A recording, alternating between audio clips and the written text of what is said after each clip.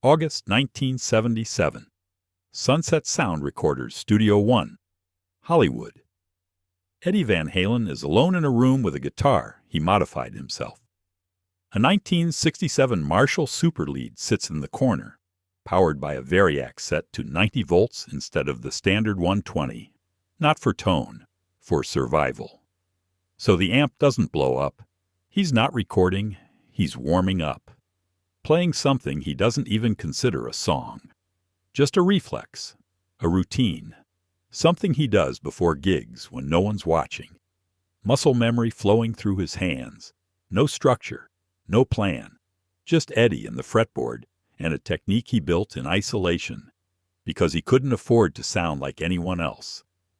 If this moment isn't captured now, it never exists again. In the next room, producer Ted Templeman hears it, and he stops. He walks in, watches Eddie play.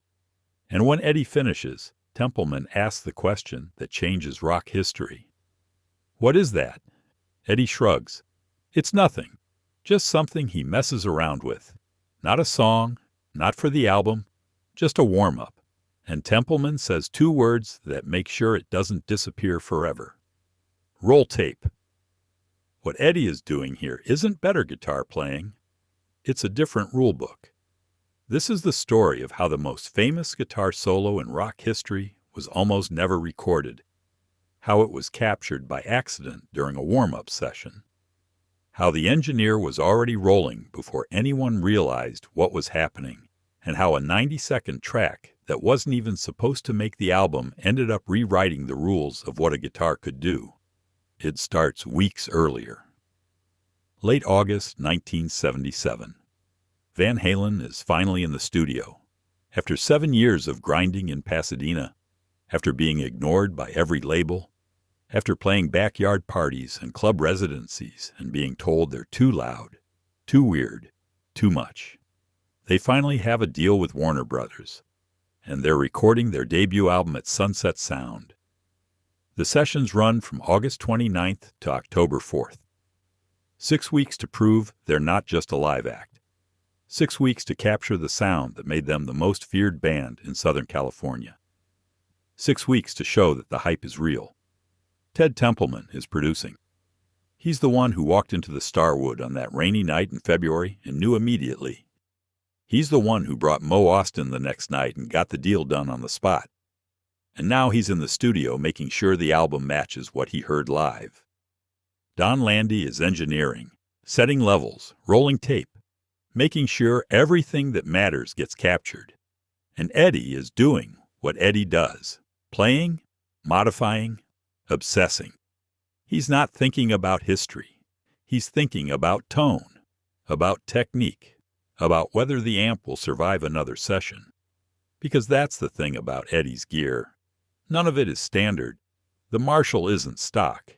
He's modified it, stripped it, rebuilt it. The Variac isn't for distortion. It's because running the amp at full voltage burns it out, and Eddie can't afford to replace it. So he drops the voltage to 90, and the sound that comes out is something nobody's heard before. Not because Eddie's trying to be innovative, because he's trying to keep cheap gear alive. But here's what makes that detail matter.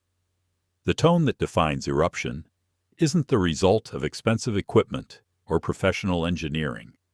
It's the result of necessity, of an immigrant kid who couldn't afford the gear everyone else had, who had to invent solutions because no one was going to hand them to him. And that tone, that survival-engineered sound, is what's sitting in Studio One at Sunset Sound when Eddie starts warming up. Most people think Eruption was written for the album, that Eddie sat down and composed it, that the band rehearsed it, that it was a planned showcase piece. No way history would have stayed a warm-up routine, that only people who... None of that is true. Eddie wasn't writing.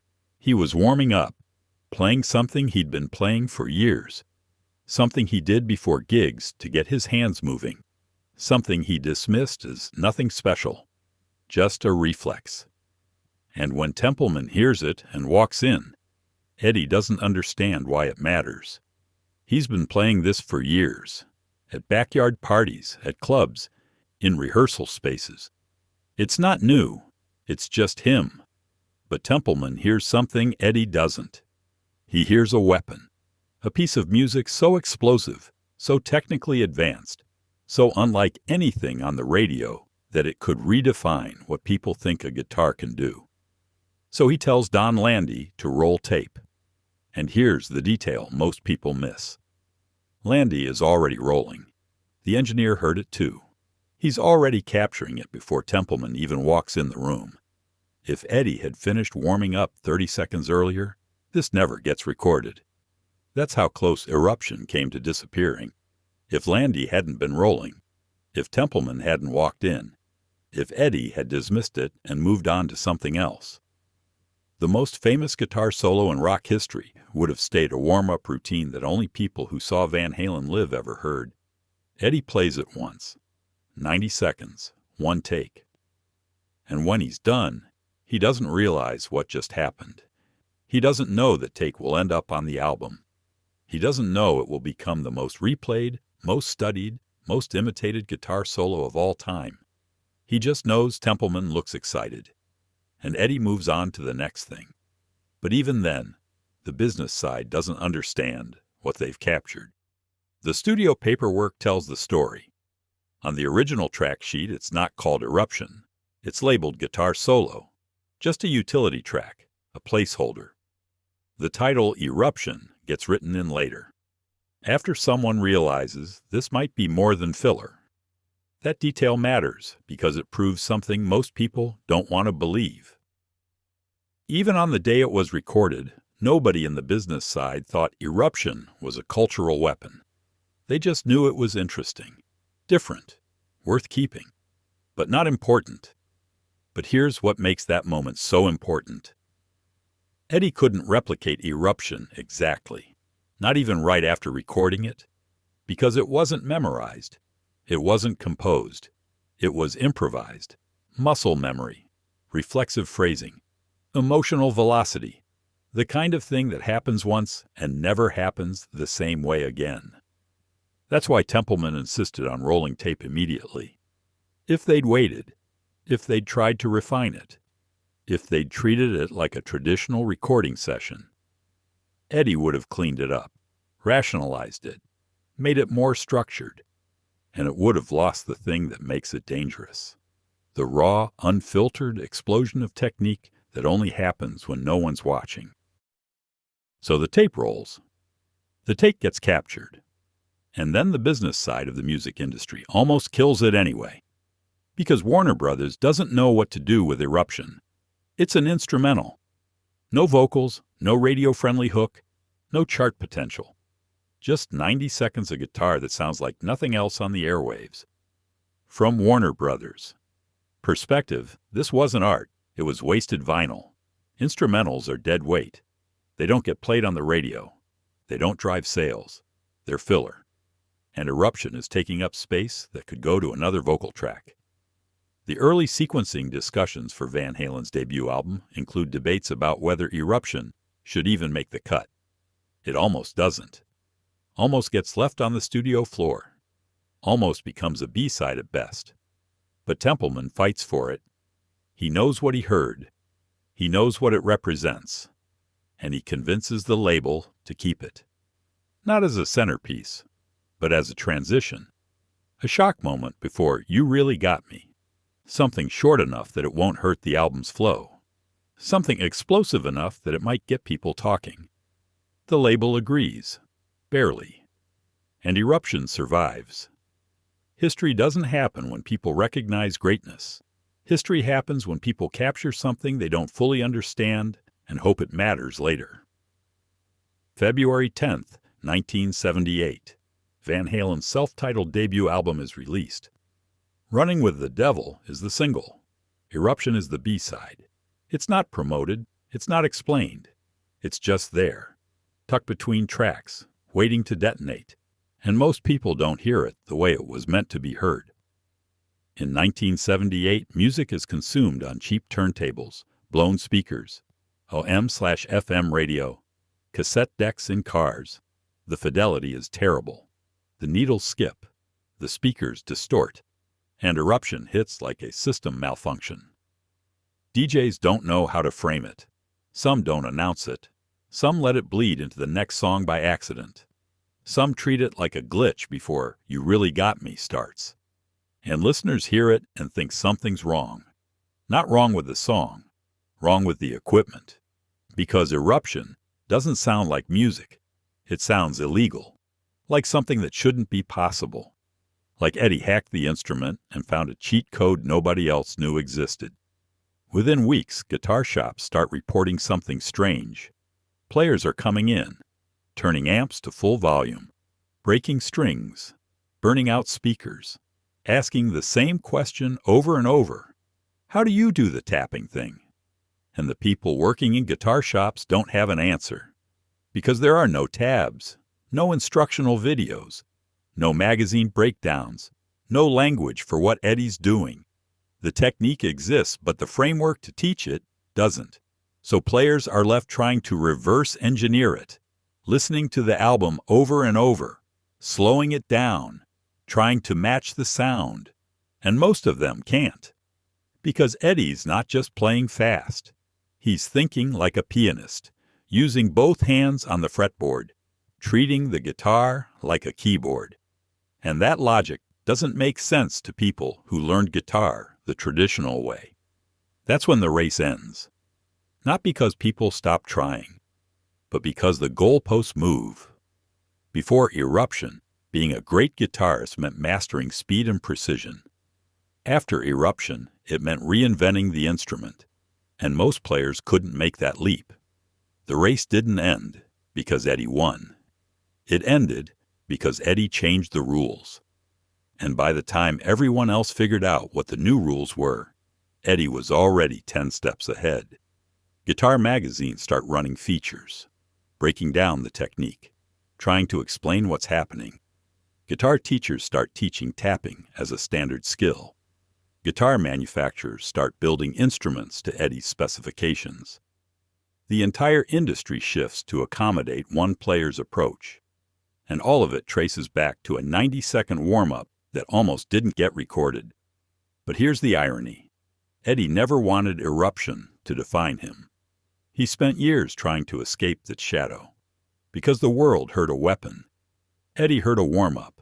The world heard a revolution. Eddie heard something he'd been playing since the backyard days. Something he did without thinking. Something that felt as natural as breathing. To Eddie, it still didn't feel finished. It just felt normal. And that disconnect, that gap between intention and perception, is what makes the story so powerful. Because Eddie didn't set out to end the guitar race.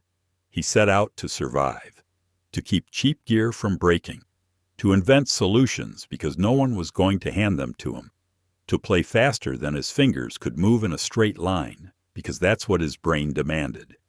And the thing he invented in isolation, the thing he dismissed as nothing special, became the thing that rewrote the rules for everyone else. In late interviews, Eddie downplays Eruption. He talks about his musical heroes, about trying to sound like what he heard in his head, about never thinking in terms of history or legacy or impact, just trying to make the sound feel right. And that humility, that refusal to claim genius, makes the moment even more devastating. Because if Eddie had known what Eruption would become, he might have overthought it, structured it, refined it, made it cleaner, and in doing so, he would have killed the thing that makes it dangerous. The raw, improvised explosion of technique that only happens when no one's watching. History doesn't happen when people try to make history. It happens when people are too busy working to realize they're changing the world. Eddie Van Halen walked into Sunset Sound in August 1977 with a modified Marshall and a technique nobody understood. He played a warm-up routine he'd been playing for years, and 2 men in the next room made sure it got captured. Not because they knew it would redefine rock guitar, but because they knew if they didn't roll tape, it would disappear. And that decision, that instinct to capture something they didn't fully understand, is what separates moments from movements. The album goes platinum, then double platinum, then triple. Eruption becomes the most replayed guitar solo in rock history. And every guitarist who picks up an instrument after 1978 has to reckon with what Eddie did in that 90-second take. The lesson isn't about talent, it's about survival. About being an outsider for so long that by the time you get inside, you've already built a different playbook. About necessity forcing innovation. About constraints creating breakthroughs. The years of rejection taught him that persistence is just math. The cramped apartment with thin walls taught him that focus is a weapon. And the backyard parties taught him that if you build something undeniable, eventually the right people show up. And when Ted Templeman and Donn Landee showed up in Studio One at Sunset Sound in August 1977, they didn't discover a genius. They witnessed the consequence of a decade of forced innovation, of a Dutch immigrant who couldn't afford to sound like anyone else, who had to invent his own language because no one was going to teach it to him. That's what Eruption is, not a guitar solo, a translation.